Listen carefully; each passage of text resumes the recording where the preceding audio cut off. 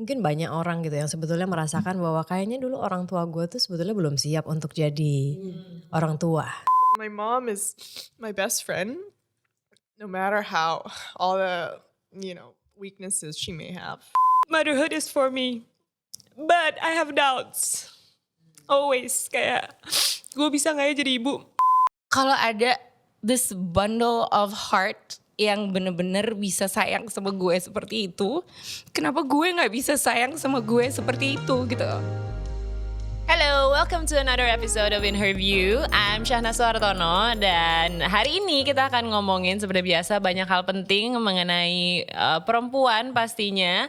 Dan kita akan bicara satu hal yang mungkin sangat mengakar di perempuan dan biasanya katanya naturally datang ke kita. Kita bicara mengenai motherhood dan impact-nya kepada hidup kita, karena saya di sini ditemani oleh 4 orang perempuan, 2 diantaranya adalah ibu, 2 diantaranya belum memiliki buah hati, tapi akan.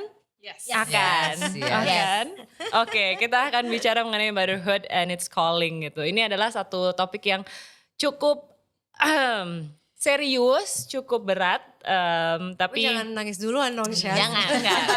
enggak kok. Cuma ini kan kalau kita bicara mengenai motherhood, bukan hanya kita memiliki anak, tapi hubungan kita sama orang tua kita juga, sama ibu kita gitu. Apa yang selama ini nggak kita omongin, karena ibu kan selalu ngomongin gitu kan, kamu nanti akan ngerasain ketika kamu udah punya anak. Dan akhirnya keluar tuh semuanya gitu ketika emang kita menjalani proses yang ya itu tadi menurut gue bukan sebuah hal yang naturally datang ke gue ternyata, tapi memerlukan proses dan pendewasaan diri yang cukup banyak. So we're gonna talk about this. Motherhood, is it a calling for you guys? For you? For me? Mama? Yeah, let's start with you with the baby bump. Yeah, I do have to say I do enjoy pregnancy. Not all people can say that. Yes. I do. Tapi yes, I think it is. And I've always known that kayaknya tuh sesuatu yang kurang dari kehidupan gue adalah akan gue dapatkan ketika gue menjadi seorang ibu. Apakah itu menjawab? Kalau dulu gue nggak tahu itu apa yang kurang ya. Tetapi ternyata setelah gue udah melahirkan anak pertama, ya sangat menjawab. Oke, berarti calling itu sudah ada dari dulu, makanya lo merasa ada sesuatu yang. And also because gue anak pertama dari 3 bersaudara yang dari gue ke adik-adik gue tuh jauh bedanya. So they were practically my babies too gitu kan. And at one point I was the big sport rugby sister or whatever, bring them to the last atau kayak okay, because when the parents are out for business trips gitu kayak okay I have to what? Guardian? Because I was already 18 up gitu kan. So jadi kayak ya dari situ gue udah belajar sedikit-sedikit sehingga it made the transition easier, but there's still a lot more. What about you, Kay? Do you feel like you were born to be a mother? Absolutely. I would say absolutely, because I have a mother figure who I knew that love was unconditional for her and for her towards us, me and my siblings. And I know there's no more greater love that I've seen in life the way my mom loved us, through her hardships and whatnot. She did it all for the kids. Maybe not the right choice for her per se, but she's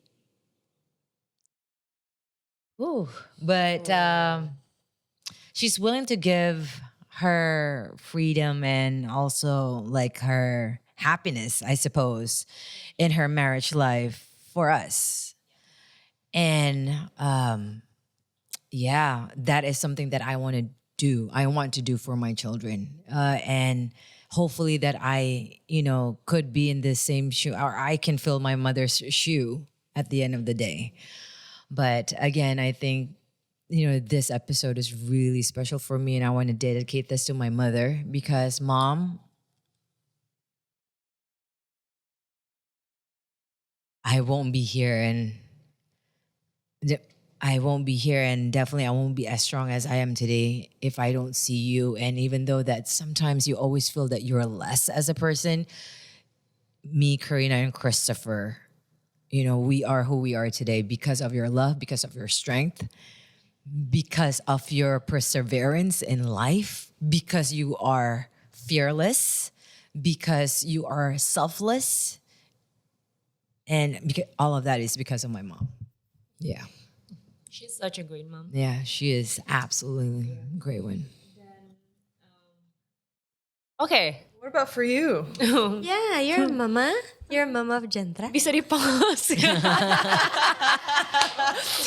For me, it's complicated because I don't have the ideal relationship with my mom. Jadi gue itu merasa I'm good for now. I'm good for now. I'm good for now. But this is a very sensitive issue ya. Kalau kita ngomongin motherhood. Jadi buat gue dulu gue menolak begitu banyak hal yang ada di diri gue yang gue tahu datang dari dia. She's a great homemaker. She's always there. Tapi dinamikanya adalah she's the center of the universe, gitu. Jadi gue pas besar, gue tidak pernah memikirkan gue itu adalah seorang ibu. Gue bahkan gak pernah melihat diri gue sedemikian rupa. Jadi kayaknya buat gue tuh datangnya tiba-tiba. Yes. Karena waktu gue menikah, gue tidak menikah untuk punya anak. Berbeda sama kebanyakan orang timur ya. Yes. Berbeda sekali gitu ketika menikah ya udah pasti mikirnya oke, kita akan punya anak gitu dan kita akan settle down besarin dia. Tapi itu tidak ada di plan gue. Jadi gue bahkan itu tidak dibicarakan dan ini menjadi suatu pengingat buat yang lagi nonton juga untuk bicarakan hal ini sama pasangan. Karena ini penting banget. Kita tidak ngomongin hal itu. Dan dia pikir mungkin selama-lamanya gue gak akan mau punya anak. Karena itu gak pernah diomongin gitu kan. Tapi tiba-tiba begitu gue berumur 29 tahun ya saat itu. Gue udah nikah selama 5 tahun. Tiba-tiba setiap gue ngeliat bayi gue nangis loh. Kayak tiba-tiba callingnya dateng gitu, kayak I feel this strange warmth in my heart. Kayak gue tahu dari dulu gue membesarkan anjing gitu ya, gue sangat nurturing ke mereka gitu. I even sleep with my dogs, kayak semuanya gitu saya dekap satu-satu. I know for a fact that I'm a very nurturing person. Tapi gue nggak tahu apakah gue bisa membesarkan anak gitu. Jadi itu selalu keraguan itu datang kan. Tapi begitu tiba-tiba gue kok ngerasa kok gue pengen banget megang bayi ya gitu. I remember that feeling. And it took me a while. Sorry ya. Ya ampun.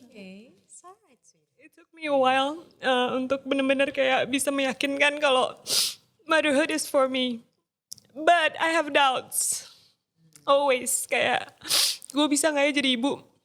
Bisa gak ya jadi ibu? Karena let's face it, ibu kan selalu punya punya persepsi di masyarakat. Ibu tahu semuanya. Ibu adalah yang bisa memberikan cinta begitu banyak. Gue gak tahu apakah gue bisa masuk di role itu. Gue yang banyak banget needs-nya, bisa gak gue ngasih segitu banyak ke satu makhluk kecil? Jadi gue I always doubt myself. Whether or not I can be a mom. You know. Thank you. But yeah, that's my story. Now let's move on to Aduh, baru 5 menit pertama. What about you? Because you have Did you- such a yeah. relationship with your mom, with Mama Christina. We love her too. Yeah, I think growing up as an only kid, Yeah. I was very close to both my parents, but even more so my mom, because basically when dad would be out working, it'd just be me and mom. Yeah.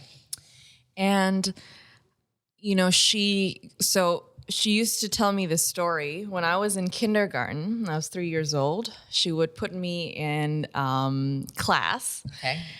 And I was so attached to her that I would cry so hard and I would run up and scratch the door and yell, "Mommy, don't leave me." And she would always say to me, "It's okay. I will be back in a couple hours, okay? You be good and have fun with your friends." And she was never late to pick me up. Yeah. And at 3 years old, I knew that, okay, I can go to school and I don't have to worry because I know at a certain time my mommy will be there Correct. to pick Yes. me up. And the other day, actually, when we had KFC for lunch, Product placement. or the fried chicken that starts with K. Jagonya ayam. So also when I was in kindergarten, it really took me back because after school, mom would get me that chicken. Colonel Sanders. That one, Yes. the red one. Yes. And she would take out the chicken pieces and then she would turn it into a ball with rice and then dip it in sauces. And it would be like a line of chicken and rice balls. And I would just go pluk, pluk, pluk. And I actually did that the other day. So I was like, oh my gosh, this takes me back. And so the driver didn't pick me up from school. She would always pick me up from school, and she would be driving, and we would be riding in the highway, blasting the music and just dancing Yeah. and singing. Yeah. And to this day, that memory is still so vivid Yeah. in me. And I look back, I mean, you know, as I got older, there were some disagreements, as any teenager would have, clashes and whatnot with mom. But I've come to realize that no matter how upset I am at her or how big of a disagreement we'd have, I would always find myself defending her no matter what. Of course. And that's actually come across a few times. I actually went up to someone who didn't treat her right, one of her friends, toxic friend group. And I was like, what do you know? I have a problem. Yeah. Is this a guy or a girl? It's a girl. Her friend group. Jealousy. And I think, it definitely came out more since dad was gone because I feel like he's not there to take care of her Just the two anymore. of you guys. And she's never asked me to take care of her, but I'm like, nah, like growing up, like I had such happy memories and a good relationship with her that, you know, till the end of my days, her days, I will always take care of her. And I think that's also something I made sure to tell my husband before we got married. Correct. Yeah. And I think that's important to talk about, you know, your relationship, your dynamic with your parents, your mom especially. And for me, I told him, like, look, my mom is my best friend, no matter how all the, you know, weaknesses she may have. She's my mom, and at the end of the day, I wouldn't be here, sitting here without her nurture, without her love. And you know, as much as I love and appreciate my dad, I think at the end of the day, it's really my mom who sacrificed so much and gave it her all to raise me to become the person I am today. Because she always told me, you know, I'm sorry that sometimes I'm hard on you, but it's because I love you. Yeah. And I want you to succeed. That you can go anywhere in the world and I wouldn't have to worry whether you can survive or not because I raised you right. And the saying she always said to me was, you know, it's okay that I only have one kid, but she has to be successful. And successful isn't, you know, defined by materialistic or money. It's you have character. Wherever you go, people can respect you. You respect people. And to be able to have an asset of a good character will take you far in life. And I think that's the biggest and most valuable lesson she's ever taught me in 29 years of my life. Amazing to have that. You know, actually, I have the same experience also in regards to like marriage. The first time that my husband asked me to get married, I was like, because my mom and my siblings lives in the United States, and I said, whenever she comes here, she's going to stay with me. And if you have a problem with that, then this is not going to work, you know. And it's that things that we have to share to our, you know, partner, that our parents is always going to be the first, no matter that's like your mom or your dad or both, right? I mean, in our case, it's our mothers. I feel like that's also how our partners will respect our Correct. parents. Yes. It all Yes. comes from us. Yeah. Marissa? Uh-oh. Yeah, what is your relationship with your mom dan apa ya? Do you think motherhood is a calling, or what is it like for you?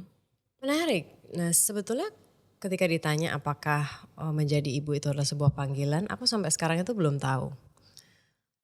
Karena keinginan untuk menjadi ibu tuh baru muncul ketika aku sudah mau menuju usia 40.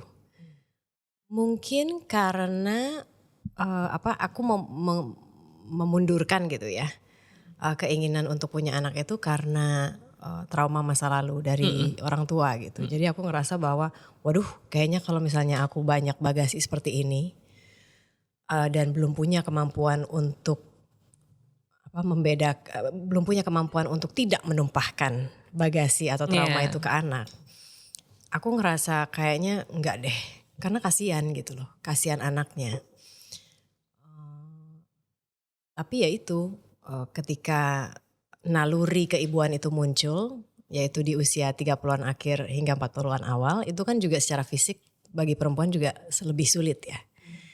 Jadi ya sekarang ya udah, kalau misalnya dapat ya dapat, kalau nggak dapat ya udah, mungkin memang ini sudah jalannya gitu. So I'm not sure whether it's a calling itself, karena aku tidak pernah merasakan itu ketika kecil. Mungkin karena adanya trauma itu ya, trauma itu menjadi penghambat bagi naluri ingin menjadi ibu itu untuk keluar, karena rasa takut tuh lebih besar daripada naluri itu. But when it comes out, yeah, we'll see what's gonna happen. Yeah. Always have hope and miracles. But I think, you know, she would be a great mother. She works Oh so my hard. You're the most Yeah. nurtured person. And soft. You're our mom. Yes. If I could be halfly as soft as you Yeah. are. My kids will be happy to have you as a mom, by the way. My kids are My gonna three go like, kids will be like, Are you hi mom? I feel like the cool auntie aja, the cool auntie. jangan dong. We believe, okay? Oh, thank We you, believe. Kai. Thank you. Now, kalau kita bicara mengenai motherhood, kita bicara stages of life. Impactnya seperti apa sih untuk hidup mungkin Kai dan gue di sini yang udah jadi ibu ya. Karena banyak yang bilang ketika anak lahir, seorang ibu juga lahir. Jadi kehidupan lo sebelum menjadi seorang ibu tuh akan sangat berbeda. Sangat berbeda. Minum dulu, Shahnaz. I'm so sorry. It's alright, darling. Akan sangat berbeda dibandingkan dengan kehidupan lo setelah. Karena begitu banyak hal gitu. Ya, gue pengen tahu impactnya terhadap hidup kalian seperti apa. Karena lo punya 3 anak, lo akan punya 3 anak. yeah, yeah. What was it like for you guys? I think for me personally, the day that Ryan, my firstborn Ryan Cardoza was born, I know that, you know, my love for myself in a way, I don't know if this is right or wrong, like it has been shifted to another being. That's it. That's natural, sweetie. Yeah, it's like, you know, It's first, undeniable. right, we have your ego, your selfishness and whatnot. Well, once my baby, you know, was born, I'm like, I cannot believe that this came out for me. Like I made this bundle of joy. And I knew right then and there that I would die. If I would die for one person, it will be him. And then Razan and then Rashida.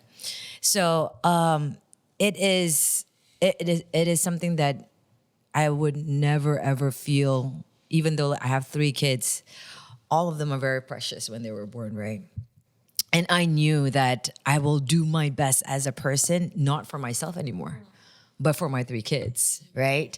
I might not be happy, but happiness should come for them first. Like, I put myself in, I think in the last number, it has to be my kids first. And I think that selflessness came after you become a mother. Like, that there are some, these your children, these people, that is much more worth it more than you. I mean, it may sound wrong, but that's how I feel for myself. I guess because I reflect from what my mom did for us. And it came down to me and how I think I remember when Ryan was first born, I cried to my mom. I sujud, I kissed her feet because I was like, Mom, I remember how I always quarrel with her. I have arguments with her, especially, about life and whatnot. Yeah. But when that happened, I'm like, oh my God, for you to be you and for you to be so selfless and you sacrificed your life for us. And I just had one baby. I'm like, Mom, like, I apologize for everything. Like, I love you so much and thank you for loving me the way that you do. And because of how you showed me how love is, to become a mother and how you love as a mother, this is how I'm going to portray myself, towards my kids. Oke, tapi gue penasarannya gini, Kay. Lo kan sempat cerita kalau lo tiba-tiba nih hamil tanpa memperkirakan itu akan terjadi. I mean, the timing was wrong. I'm gonna straightforward. Timing was wrong. Berarti kan lo cuma punya kayak sekian waktu untuk mengetahui itu dan langsung adaptasi dengan keadaan kalau okay, I'm gonna be a mom. What should I do gitu? Nah, I just think it's natural. I'm like, okay, I mean, there are books. I'm sorry. I'm like, all right, yeah, pregnant. It's like 2 lines. Here we go. Let's the journey begin. Yes, it was not at the right time because I just got married with my husband. I thought I didn't even have a honeymoon. I'm like, yo, where's my honeymoon? But you get a baby moon at least. Yes, I did. Yeah, but it's different. It's different. I did not have a honeymoon, but I had a baby moon. But yes. I learned it through my friends who had, because I got pregnant, I got married 29, got pregnant at 29 also. I read books and from friends and whatnot. So, and also from my mom, which, my mom came from a different generation where she's like, well, it's just gonna come naturally, just don't be angry all the time, your mood swings and whatnot. But she really takes care of me. Like, I felt like I was a baby for her at that time because I was pregnant. And I love that. I love that she treated me like a baby girl again. And, and it's, again, kudos to my mom again and ode to my mother because she was there through and through for me. And that is why I really wanted to have a daughter. I have 2 boys. My last child is a daughter, a girl. I really wanted it because I remember when I was pregnant, the person that I really want to be the most was my mom and not my husband. I can't even see him from a mile away. I'm like, yep, turn right, turn left, because I can't see him.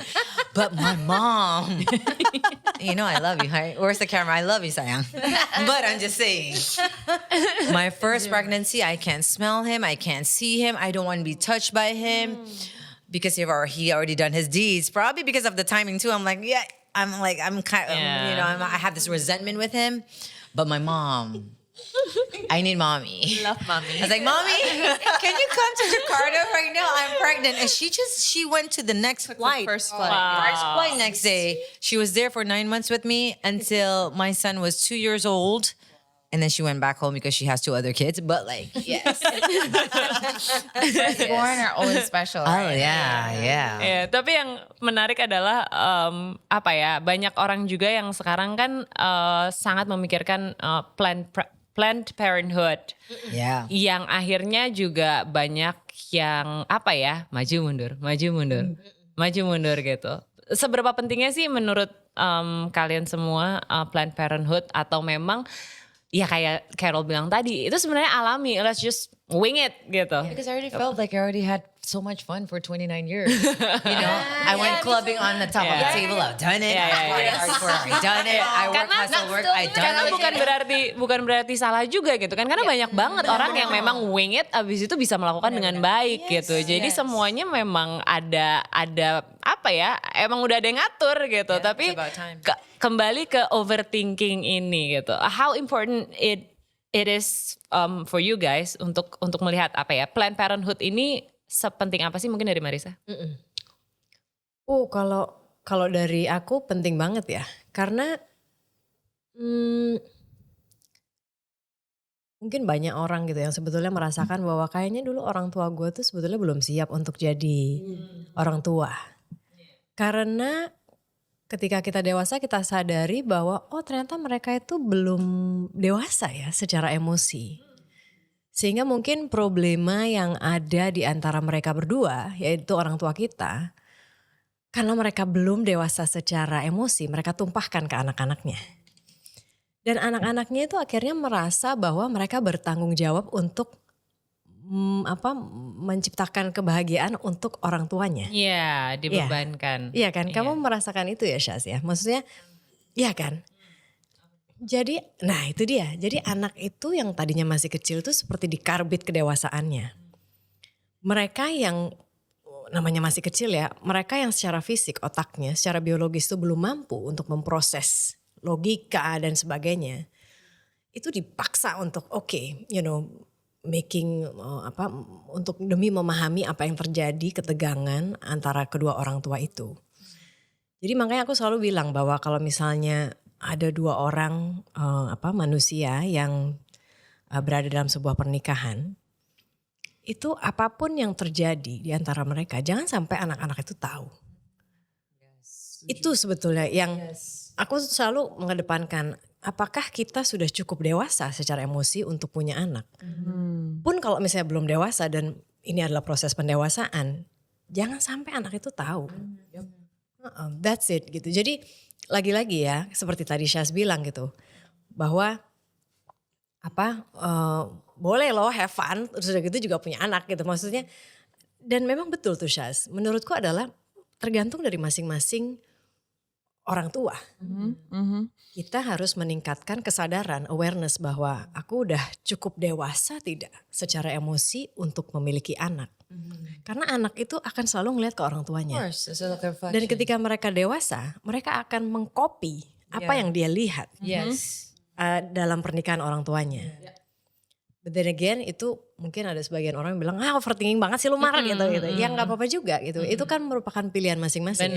Ada yang merasa bahwa ketika gue punya anak malah gue jadi proses pendewasaan. Misalnya kayak adik gue. That's like an amazing evidence ya. Maksudnya bukti yang konkret dan membuatku terkejut ketika itu terjadi. Jadi dia itu selama hidupnya, selama 30, maaf ya Mario, aku buka sedikit ceritanya. Selama 30 tahun lebih itu dia tuh kayak hidup tanpa tujuan gitu loh. Nggak ada meaning dalam hidupnya. Jadi nggak pernah ada sesuatu yang terstruktur dalam hidupnya. Terus tiba-tiba dia punya anak, dia jadi punya sense of purpose. Oh sekarang gue udah punya anak, berarti gue akan menjadi seorang laki-laki yang bertanggung jawab. Gue akan kerja setengah mati untuk dia. So my point is, each person is different. You have to know yourself before you decide whether you want to have children or not. Benar. But you know what's really interesting is kita tuh nggak punya kuasa ya untuk menentukan timing kapan anak itu akan hadir ataupun dia akan hadir juga ketika kita menginginkan atau tidak gitu kan. That's the truth. But you know this experience has showed me bahwa It's alright, sweets. I think they come when the timing is the most right. Whether we believe it or not, but they do have a purpose to come specifically at that time. And we don't know that gitu loh. Tapi gue percaya akhirnya ini kan gue lagi sering baca gitu. Dan it's so true that after 9 years, 8 years being single, just enjoying life gitu kan. And the motherhood calling, because gue tuh kayak diduluin sama adik sepupu gue, diduluin sama everyone who's younger than me gitu kan. Yang my God they're so young gitu kan. Kayak baru lulus kuliah, never experienced life and they already had kids gitu kan. But when I had my daughter, I remember hari pertama gue balik siaran pagi waktu itu setelah gue cuti melahirkan, kita balik ke studio, gue siaran sama Mbak Mar tuh. Mbak Mar nanya, so how does it feel? And I was like, you know what? It's like, itu kayak kaca gitu loh. Kayak suddenly lo kayak you realize all the things that you need to work on, or like your iya, jadi kayak semua yang lo belum selesaikan itu kelihatan, dikasih lihat sama anak itu gitu loh.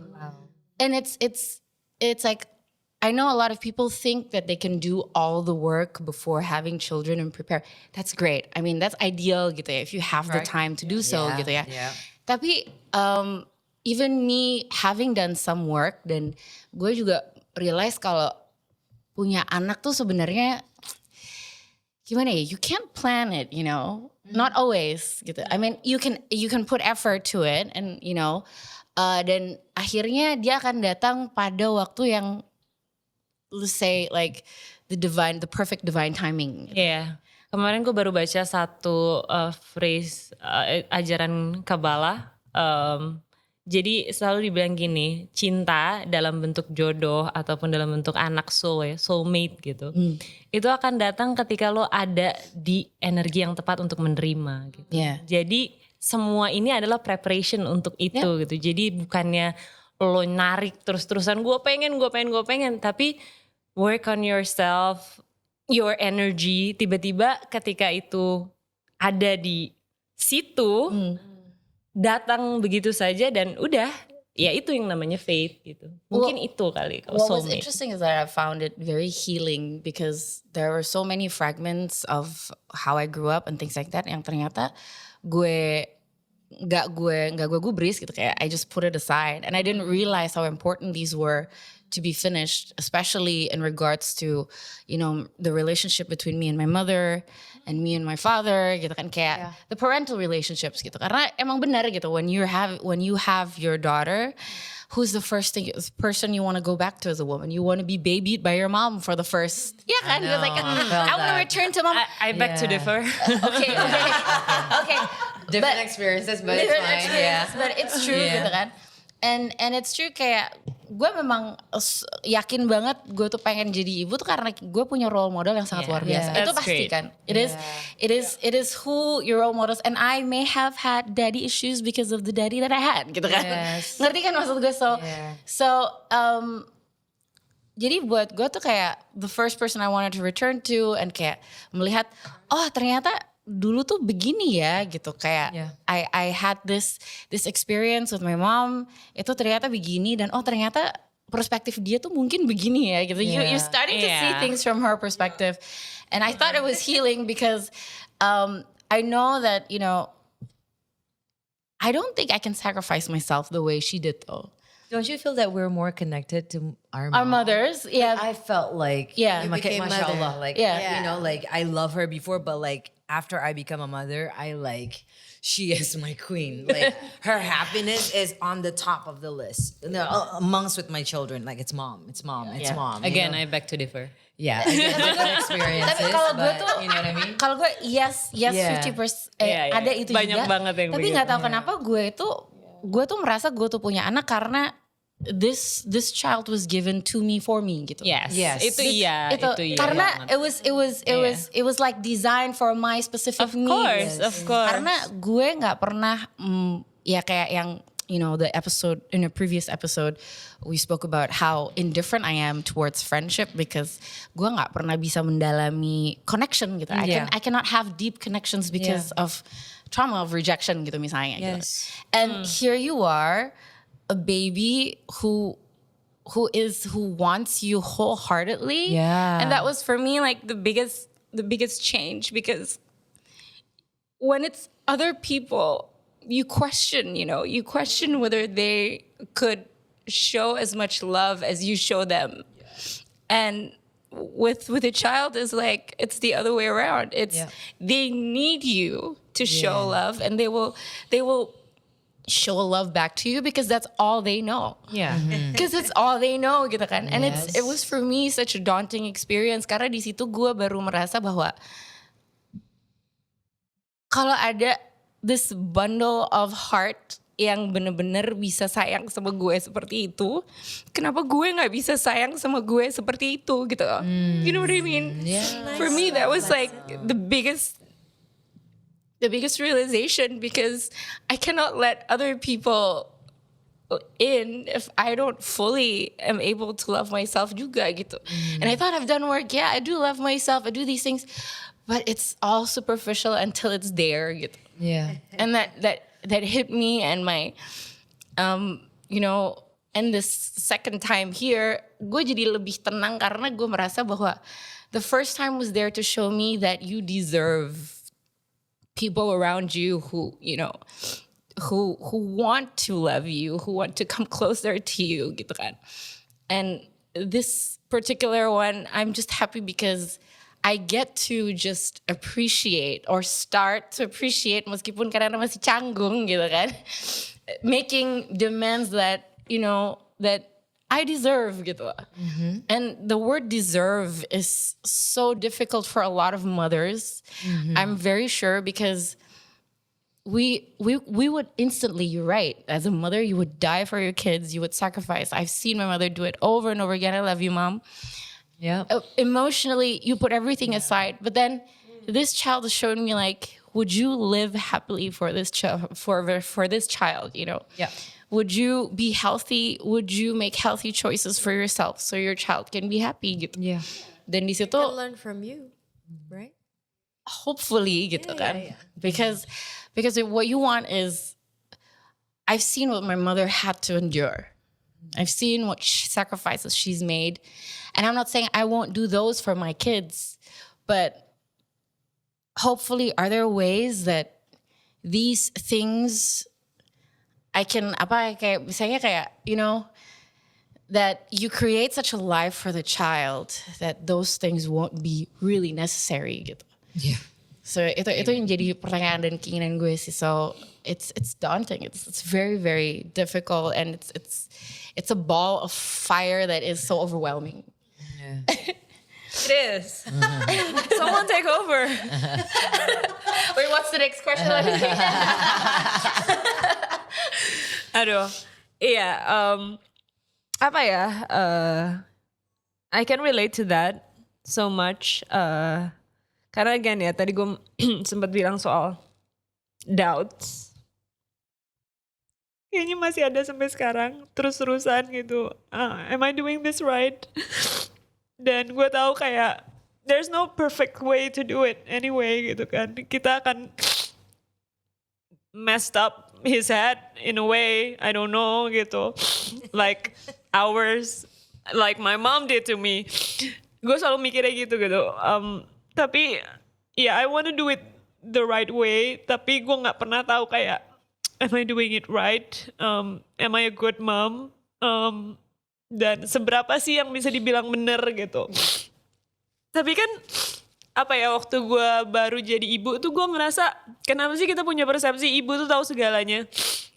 Me, ya again, gue tidak memiliki sosok ibu ideal ya di mata gue gitu, yang gue sering sekali berantem dan hubungan gue sama dia emang cukup rocky, dan sekarang membaik gitu. Kami selalu bersama tapi seperti kucing sama anjing, berantem terus dari gue kecil.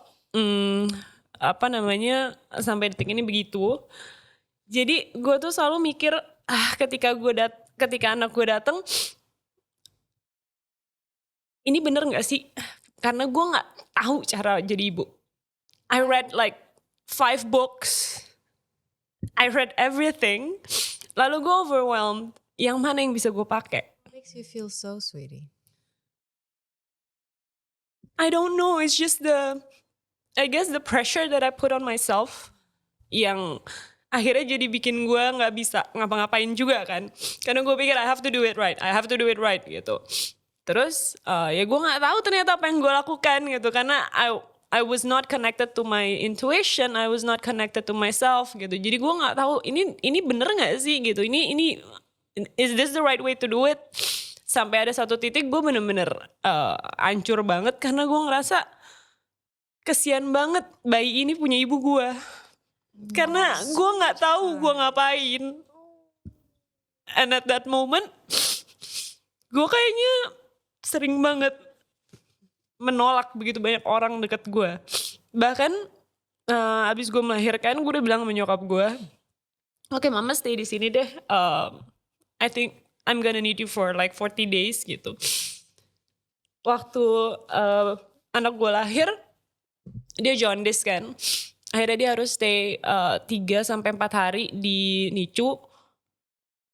Terus gue boleh pulang tapi gak bawa bayi. Jadi rasa gue pulang abis melahirkan, bayi gue gak di tangan gue tuh, gue ngerasa gagal banget jadi ibu saat itu.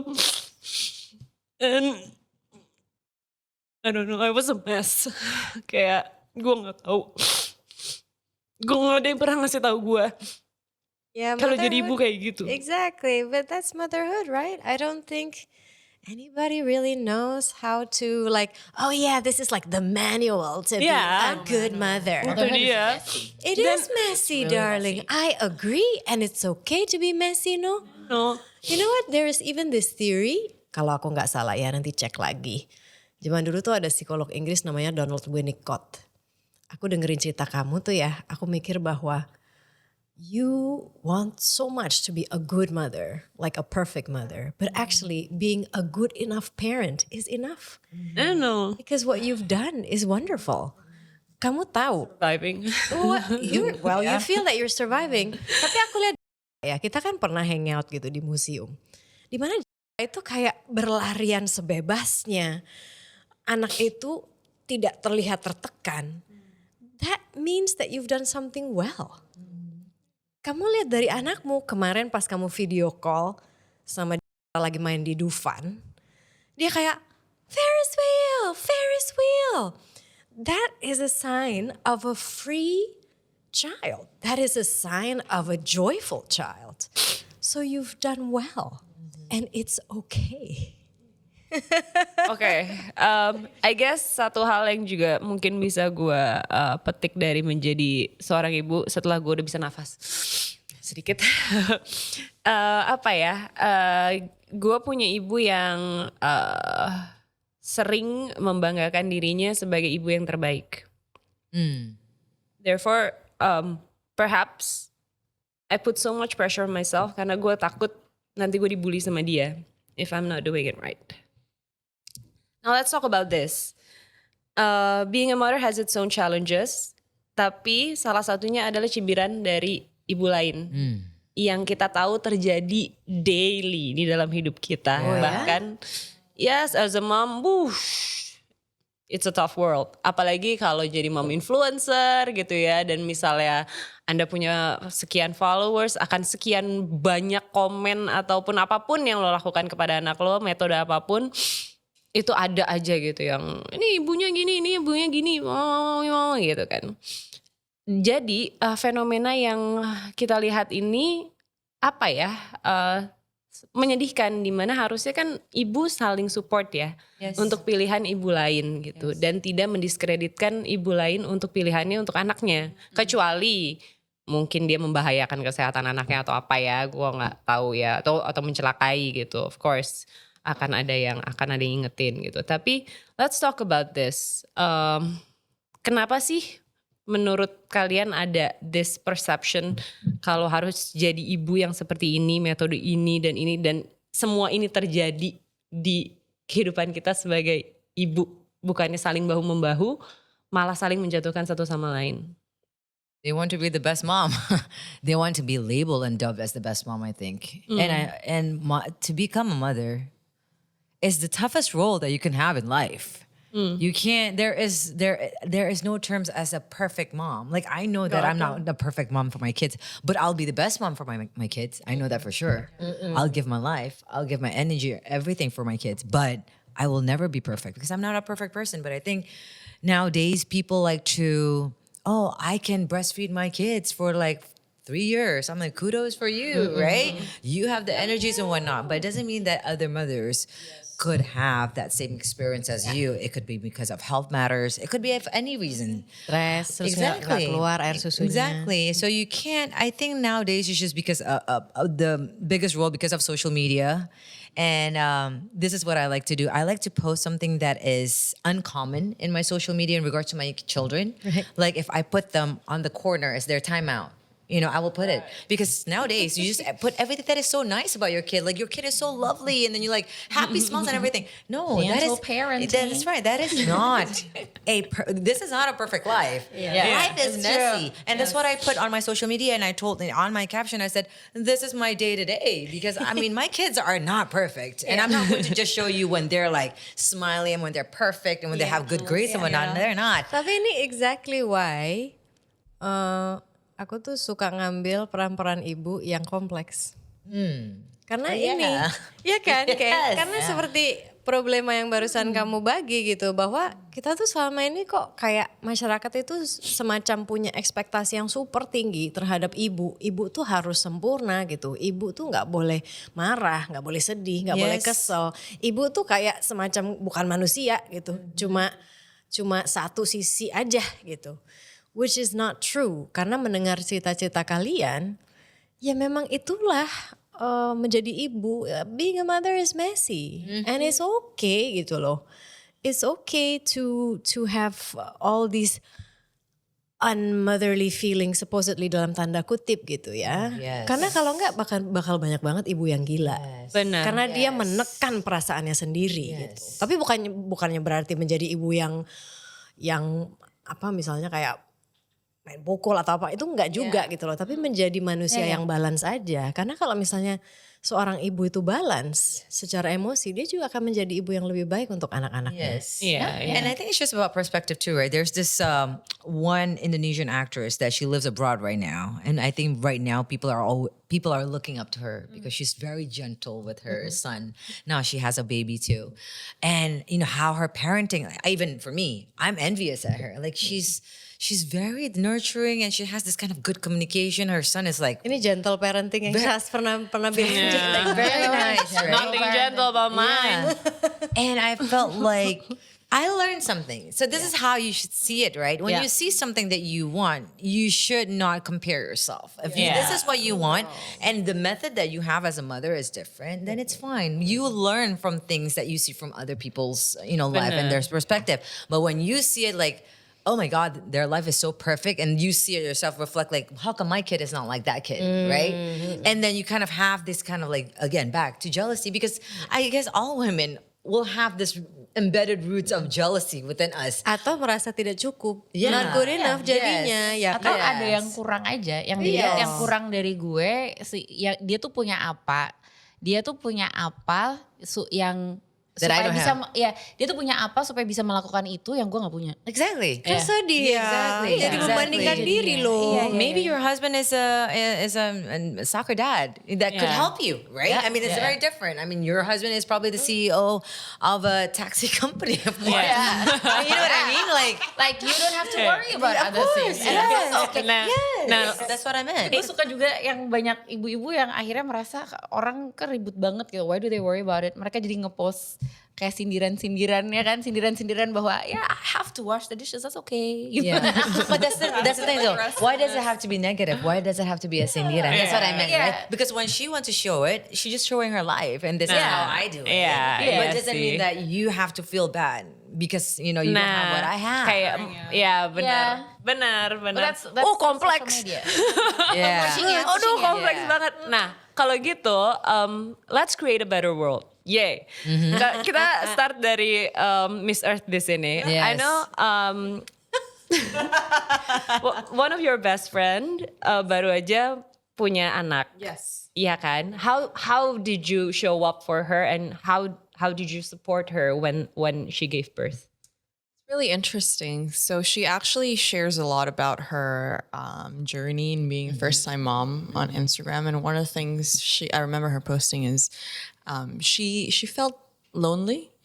I think Very lonely. for Postpartum soalnya baby. her baby is 4 months old now, and she said, I think people assume that I want space, that I need time for my baby because I'm not sleeping enough, I'm not resting enough, my attention is all on my baby.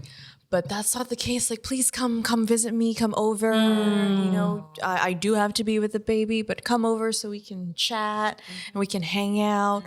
I love my baby, and I've decided to take some time off to become a mother, but I still want to have a life beyond my baby. And so I try, you know, whenever I have some time between work, I would always either pop in to see how she's doing, or I would ask her to come over. It's like, hey, you want to just grab a cup of coffee? Bring baby. Yeah, I'm obsessed with her baby. 4 months is very easy to bring baby. Yes, all he does is Sleep. sleep, cry, feed, and that's it. Repeat.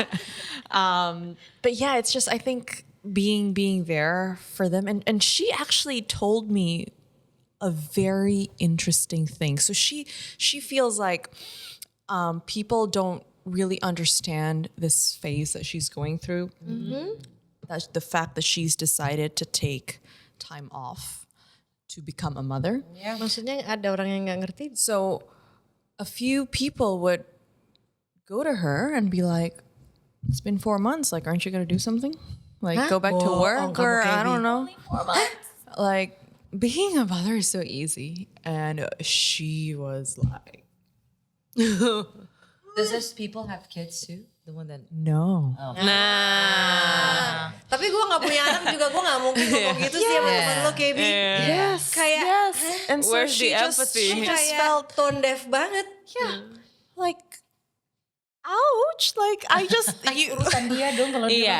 sama anaknya. please Itu sleep sih. 2 hours every night, having to change diapers every few hours, having to feed and pump Every few hours. every few hours, and then tell me how that's not hard work and not doing anything. Yeah. Ini cewek atau cowok yang ngomong gitu? A girl. Wow. Wow. A girl. So, Get that girl pregnant. Get that girl a child. right? So she told me then, you know, out of all my friends who don't have kids yet, you're the only person that gets me. You're the only person that understands how tough and lonely this journey can be. I'm not complaining. I love my baby. It is but what it is. I do feel this way. And she said, and that's when I know you're going to be a great mother. Oh boy, you will. Oh You're a boy, great you role will. model. And, you know, also just surrounding myself with my friends who have just given birth, who have, you know, 4 or 5 month old babies. And I just also, although I may not be able to understand specifically how they feel and what they are going through, I can only imagine the work, the love. Yeah. And talking to you ladies here today, you know, learning so much and understanding that it's far from easy. It's just the fact that someone can think it's an easy job. It's definitely not. And I want to be a good friend, and I want to be a good support system, because what they're going through is not easy. And yes, of course, they have really loving and supportive husband, but there's also some women who have to go through this alone, right? Yes. And they don't have that support Yes. system. So So you have a husband, but he didn't really do anything at that time. Maybe there's that case as well, There's that right? case as And that's why it's so important for me, from the perspective of a friend, to be there for my friend who are going through that, because I know I'd want that for me when That's the highlight. time comes for me to go Betul. through that. Betul, kayaknya itu yang paling penting ya. Ketika kita bisa memberikan support kepada perempuan lain yang melewati perjalanan ini, sebenarnya menurut gue yang paling penting adalah tanya dia butuh apa. Karena ketika itu terjadi pada gue, ya itu tadi, I push people away, I pushed everyone away. Karena I was depressed, I didn't know. I didn't know back then. Jadi gue gak pengen ketemu orang, malah justru nyokap udah gue bilang 40 hari di rumah, gue suruh dia habis itu baru kayak 2-3 hari gue udah gak bisa ada dia di rumah. Udah mama balik aja ke rumah mama, dan biarkan Ines lakukan ini sendiri gitu. Ya beda-beda. Ada orang yang emang langsung pengen dikunjungin ketika dia baru punya anak gitu. Tapi ada juga ya yang kayak gue tadi, gue butuh waktu gitu untuk benar-benar bisa memproses perasaan itu semua gitu. Dan paling penting adalah untuk menanyakan sebenarnya. Jangan assume. Iya kan? Oh dia pasti pengen ini, dia pengen itu, dia pengen ini. Enggak, udah tanya aja. Do you want me to come? Is it okay if I come? Yeah, I want to ask about that though. Is that a culture here? Because it's so different than how I Like was back everyone, there. the entire family. No, the culture here, we don't talk about things. Kayak kadang-kadang. No, the thing is, Gitu like, aja jalan. after you got delivery, you have all this bunch of people. Yeah. I did not have any time to Bener. Be with yourself, be with your baby. I'm still on morphine, but I'm enjoying my morphine right now. And then when I woke up my eyes, my baby's not even here in the room. Like, what are you doing? But, you know, I told my husband, how lucky are we to give birth to our my first baby, my first birthing experience during the pandemic, Oh, where yeah. people were not allowed to come in. Oh my God. I thought it was gonna be very lonely. I thought I was gonna be like, I need my mom to come here or something like that. But it turns out that You need the space. you need the rest. You need rest. Yes. Yeah, You need beda-beda. the rest. I need to fill my bladder again. I told my my cousin slash personal trainer because this year it's like, you know, the most shocking thing for me was I told my husband I can't feel my abs. yeah, because of course. Because I had a right, C-section too, but exactly. But and it's different. But I was like, I can't feel my abs. It was so weird, you know. Yeah. Like this is tummy. This is not flab. This is not fat. And you It can't just- go to the restroom for a couple of hours until they take out The catheter, Yes, yeah, and I'm like, it's not that I'm not grateful. I'm very grateful for all of those It's people. just- And I came to you, by the way, Yeah. also. So I hope that I didn't kind No, of it's barge into your okay. space. Now I'm jadi ketahuan. I did not ask. I Bahkan came with gua lupa. love, Ness. I came with Bahkan love. gue lupa kayak to be honest. Yeah, I came. Dia Yeah, masih you did. di bawah I pengaruh morfin came. soalnya. Iya. Iya, at the hospital, right? Yeah. Iya. So Iya, I maaf ya. apologize. It's because of love. Gue juga ingetnya samar-samar sejujurnya. I did not come on the first day, by the way. I'm gonna make sure of that. But yeah, I'm like, I really want to be with my baby and my husband and of course your family, right? Iya. And these bunch of people. And sometimes from families who's like, Iya. And they why you gotta do C-section? Actually, you can do like Nah, di normal hari birth. itu juga Itu kayak nyebelin, itu nyebelin. Yeah. Kalau gue yang ganggu tuh kadang-kadang kayak, oh iya nyusuinnya gimana? Ya, mohon maaf nih saya harus buka ya. Anda mau lihat? Kayak bisa nggak Anda keluar dulu gitu? Coba nyusuinnya, itu pentilnya keluar nggak? Pentil-pentil saya. Jangan lihat-lihat. You know what, Ness? Kayak lu bukan suster gitu ya. The baby was I tried to feed the baby, right? And some of the families was there, and they're like, "It's okay if you can't breastfeed. There's always always formula." And I'm like, Great. on my first day, and I'm like, on your first day, baby. Oh my god, that's traumatizing. Nah, hal-hal kayak gitu ya. Kadang-kadang kan yang ibu-ibu tua tuh gini, emang kita tahu emang perempuan itu kalau habis melahirkan butuh banyak bantuan, butuh banyak masukan.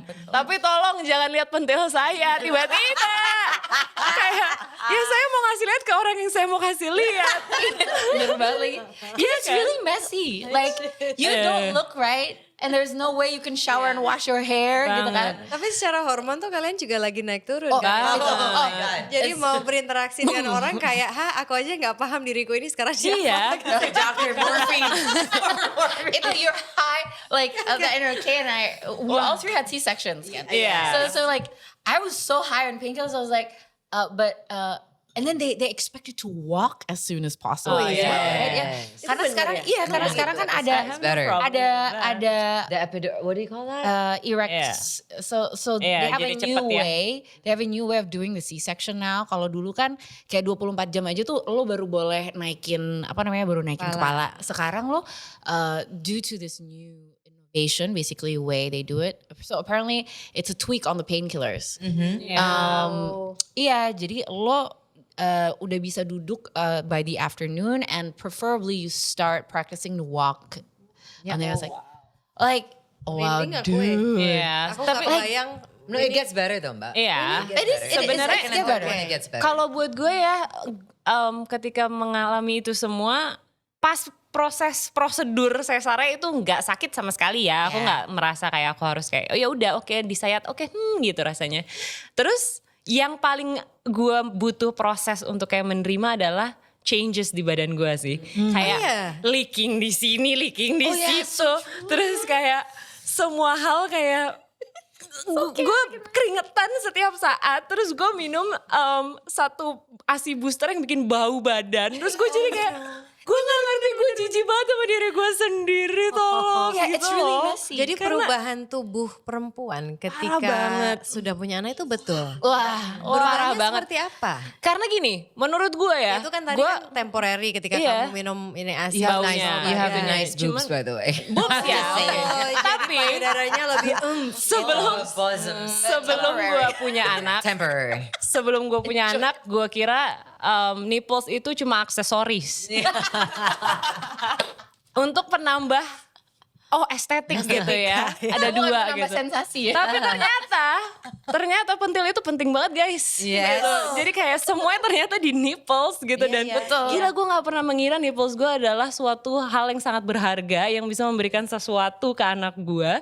Dan akhirnya gue harus kayak bener-bener mijit, terus gue liatin satu-satu. Ini kenapa ya? Ada kerak-keraknya, Ada keraknya bersihin lagi, bersihin lagi. Karena kalau enggak asinya enggak keluar. Itu adalah sebuah aset. Kelembapan, kayak gitu. Iya, amazing. Oke, jadi maksudnya dari payudara berubah gitu ya. Banget. Mungkin lebih montok gitu. Iya, tapi berurat gitu loh. Yeah. Oh jadi berurat. Iya. Oke. Kayak jalan tol. And then after you don't Ya karena it's breastfeed, being stretched. after you don't breastfeed, Sag. Ya. Masa? Itu pasti. oh my gosh, after having three mouths in my breast, I can say, Are you honey, sure? Darling, are you my sure? next investment would be an operation. Parah. Karena anak itu kan minum gak cuma cop-cop-cop gini ya. Kalau dia masih kecil mesti dia gitu. Tapi giliran dia gede sedikit kan. Tarik. Iya. Sampai kadang-kadang berdarah. Bukan gitu. lagi. Itu adalah sebuah pengalaman yang enjoyable. Pengorbanan orang ibu. It's so messy and you have to be okay with being messy aja gitu. Oh, but it is very messy though. I'm like Ines is like Me too. massage and then like How does the sneaking and then like. boobies feel? Keras all the time. Is it like sore? But when you see Sakit. yourself in the mirror, we look good. Iya sih. iya. Iya. Itunya iya. Tapi kalau sakit banget kayak gitu Yes. dan kayak. And sometimes your baby doesn't urat. want to feed yet, so then you have to pump. Yeah. If you forget to pump, Itu keras it will banget. hurt so bad. Dan leaking, bocor. Iya, dan Yes, basah. it will leak. Iya dan keras. Dan gue kira selama ini kan kalau oke, this is nipple gitu. Terus susunya keluar dari sini. Ternyata enggak, susunya keluar dari dras gitu loh. Dari mana? Dari semua pinggir. tempat. Dras. Oh wow. Jadi dari samping sini So keluar it's like dari a samping. shotgun. No, it's not a shotgun. So there's not. It's a fireworks. It's like you got a balloon and you pit some holes in the balloon from every direction. That's how ASI comes out. Dan pijat Asia menurut gue adalah suatu hal yang pengalaman yang fenomenal. Pijat ASI gue trauma sih. Yeah, it hurts so bad. Yeah. This is like a great conversation for you who want to become mothers or currently pregnant. Yes. Please still want to have a kid. And Don't. they put like this towel di depan lo ya. Jadi si bidannya tuh, si orangnya, susternya tuh dari belakang gue, narik dari sini, terus susu gue tuh kayak ke semua tempat. Fahmi is laughing right now because he remembered the experience probably of his wife. Gue nggak tahu badan gue bisa melakukan hal itu loh. Yeah. Kayak, wow, water fountain. Before I went to labor, there's this 1 week period where I went to one of the Sajakarta hospital. There's this it's like a husband and wife to go, and then you'll practice, normal labor, and how the husband have to like massage the wife, to get the breast milk to come out well. Oxytocin Yes. hormone. And at that time, I think I become really close with my husband because we experienced that together. Even though when I did not have a normal birth, it was a C-section, but I still look at him and I'm like, yeah, you did this to me. And even my OBGYN was so nice. He's like, Pa, come here and see. And then Aisha was like, okay, I can do this. And then I remember my doctor said, because you have to know the sacrifice of your wife during this, even though she's not Yeah. having a normal birth. This is what we have to do. We have to like unlayer her. So then please be kind to your wife because this is what she has to go through. I love you, Dr. Uf. I always love you. Share me the Dr. number. Uf Bagazi, I will definitely share with you. And But I because gotta, of that- yeah, I think this is also really important is the choice of your OBGYN. Yes. Karena Yeah. itu sama seperti therapist in a different episode, itu kayak mencari jodoh. Yeah, plus he's gonna see your thing. Coochie. Mine is like a level of best friend. Yes. It's a matter of trust. Yes. Indeed. Oke, nah kita udah ngebahas tentang motherhood dan sekarang yang juga banyak dibahas di luar sana adalah child free. Bagaimana sih kita sebagai perempuan menempatkan diri kita di masyarakat ketika emang ada juga sebagian perempuan yang memilih untuk child free? Gak apa-apa. It's a choice, right? It's a choice.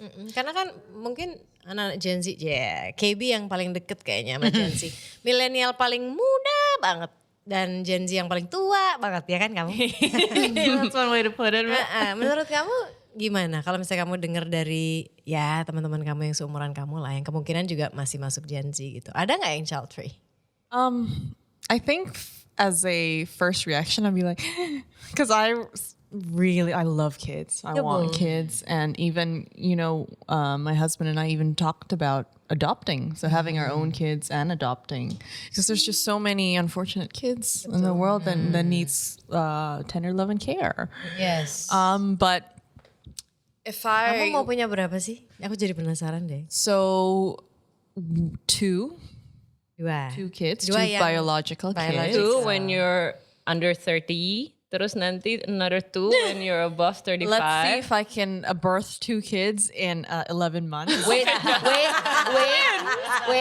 until your husband says, honey, I do miss your pregnant boobies. Yeah, and pregnant body, by the way. Pregnant body. There are some Really? guys that love it. Yeah. You're becoming voluptuous. Yes. Or just pregnant Yes. breastfeeding boobies. Yeah, it's Even though very breastfeeding, they different. can't really touch it, but they just like to look at it at birthing. Three biological? I don't know what that is. But do remember, he's going to have a dad bod after that. He said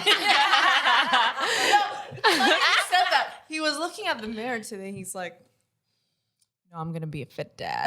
He was telling himself, I was like, what are you doing? He's like, no, I'm telling myself I'm gonna be a fit dad. Yes. I was like, good for you. It's good for you too.